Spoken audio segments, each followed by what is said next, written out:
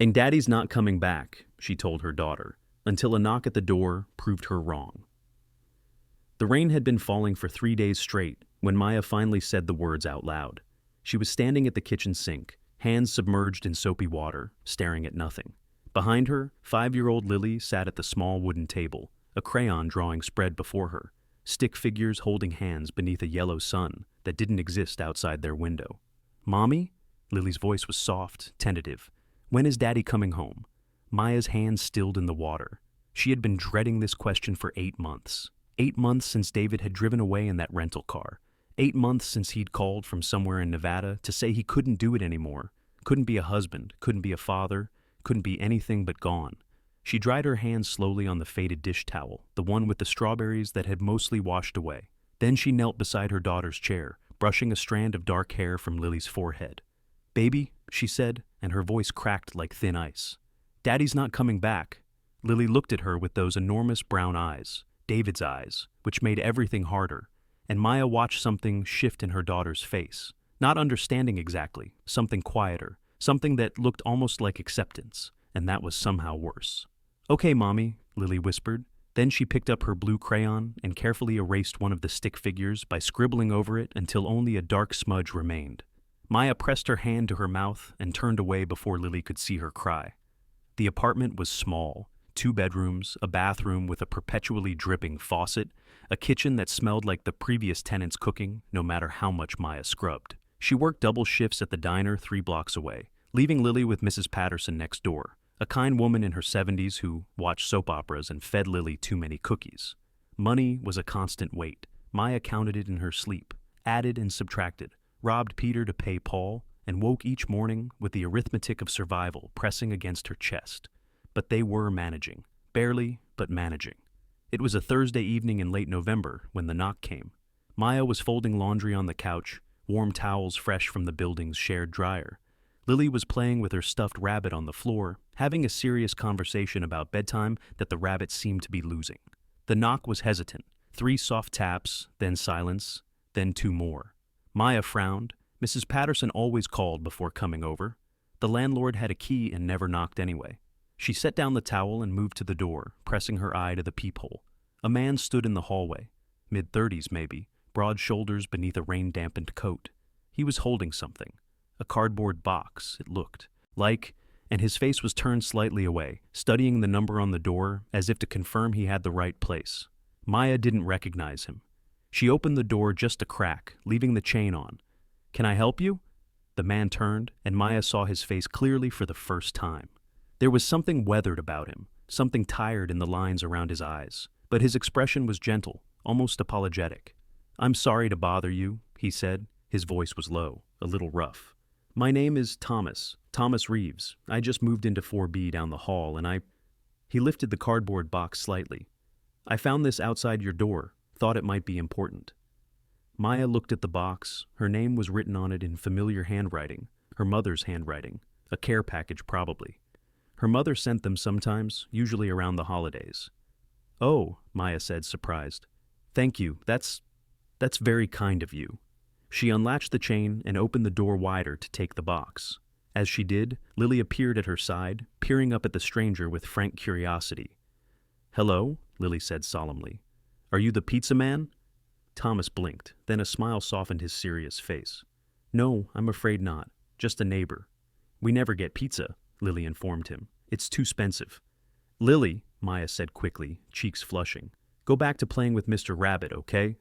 But Lily wasn't finished. She studied Thomas with the intense concentration that only children possess, taking in his wet coat, the shadows under his eyes, the way he stood slightly hunched, as if apologizing for his own height. "Are you lonely?" she asked. Maya's breath caught. Thomas went very still. For a long moment he didn't answer. Then, slowly, he crouched down to Lily's level, bringing his eyes in line with hers. "Yes," he said quietly. "I suppose I am." Lily nodded, as if this confirmed something she had already known. "That's okay. I'm lonely too sometimes. Mommy says it's okay to feel things." "Your mommy sounds very wise." "She is."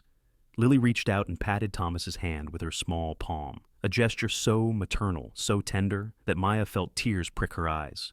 "You can come to dinner if you want. We're having mac and cheese, the kind from the box, but Mommy puts extra cheese in. Lily, Maya started. It's the best, Lily continued undeterred, and we always have enough for friends. Thomas looked up at Maya, and she saw something in his expression that she recognized. The particular exhaustion of someone who has been alone for too long, the hunger for simple human connection that couldn't be filled by food.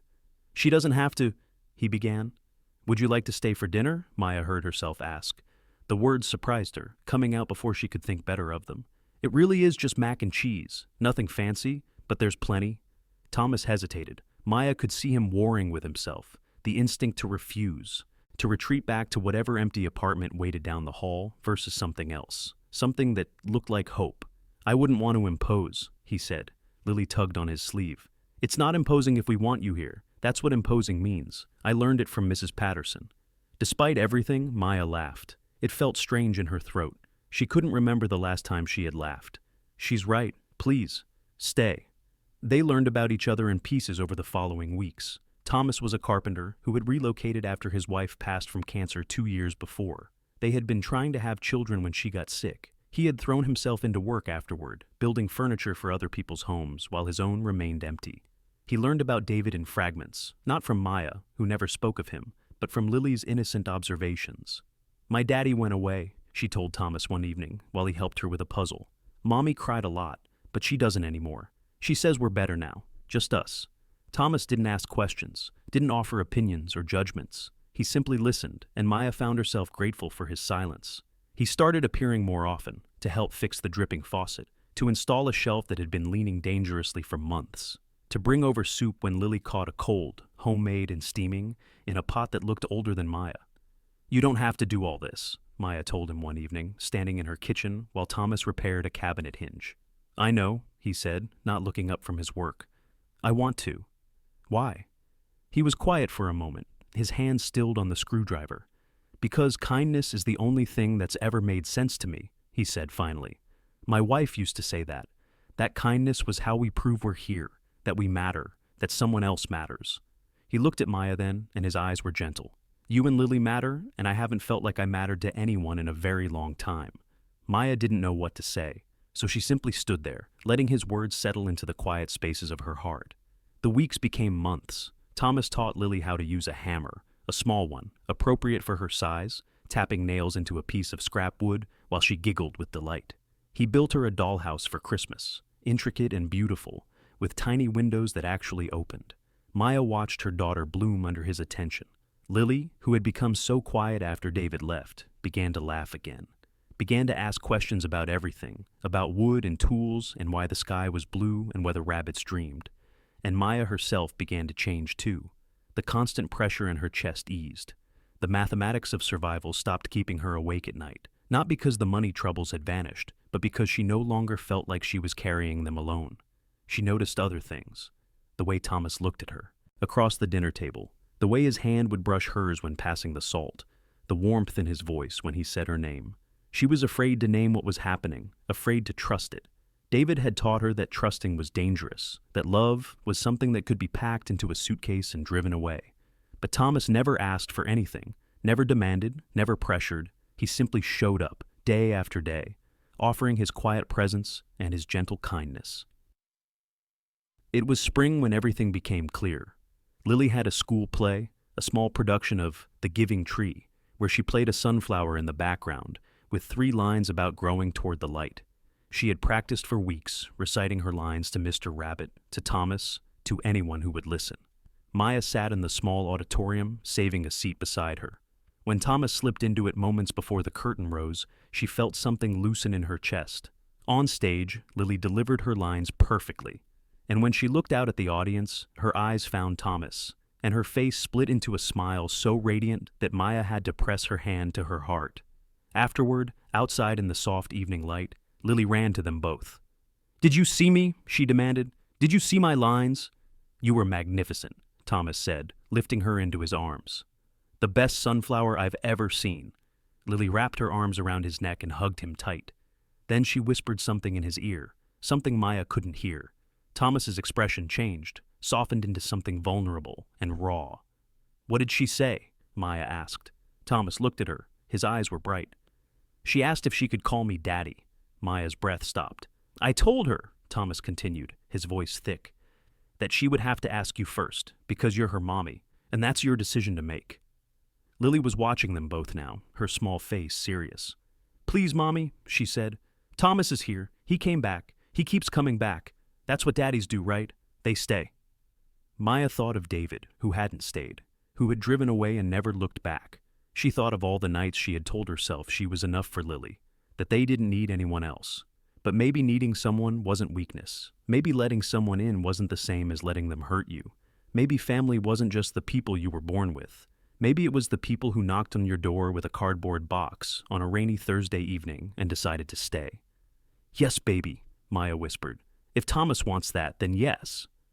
Thomas set Lily down. He crossed to Maya and took her hands in his, hands that had fixed her faucet and built her daughter a dollhouse and offered nothing but gentleness since the day they met.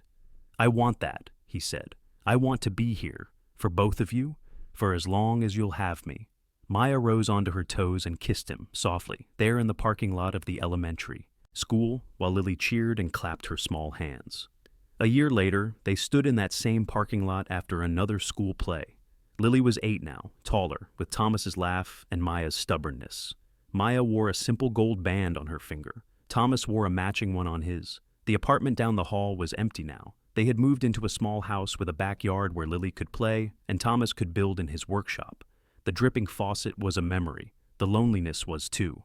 Lily ran toward them across the parking lot, clutching a bouquet of paper flowers her class had made. For my family, she announced, dividing them between Maya and Thomas. Because you're both my favorites.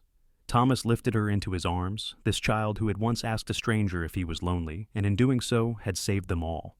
Daddy, she said, the words still new enough to make his eyes shine, can we get ice cream? I think, Thomas said, looking at Maya with all the love in the world, that we can do anything. They walked together toward the car, 3 figures holding hands beneath a sky that was finally clear. And somewhere, a cardboard box sat in the back of a closet, the handwriting on top faded but still visible. The box that had brought a stranger to their door on a rainy evening. The box that had changed everything. Maya had never opened it. She didn't need to. The real gift had knocked on her door and asked if he could stay.